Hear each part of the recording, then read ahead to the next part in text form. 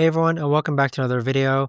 And in this video, I'm going to show you how to turn off notifications from Grubhub on your iPhone. Now, this video is going to be particularly useful for individuals. Let's say that you no longer want to receive any discounts or deals from Grubhub on your iPhone. How do you actually go ahead and turn those notifications off? Now, this video is going to be short, sweet, and simple, guys. There's not going to be a lot of steps involved.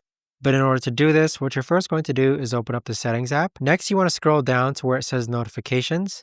Next, you want to scroll all the way down to where you can find the Grubhub app. So click on Grubhub. So right now, says Grubhub drivers, but it functions the same way. Next to allow notifications, you're going to see a toggle on and off button. If you toggle this off, that is going to turn off the notifications from Grubhub. But there you have it, guys. That right there is the best and easiest way that I know of to actually go ahead and turn off notifications from Grubhub. If you guys know of a better or easier way to actually do this, let me know in the comments down below. I would love to know. Thanks so much for watching, everyone, and I'll see you guys all in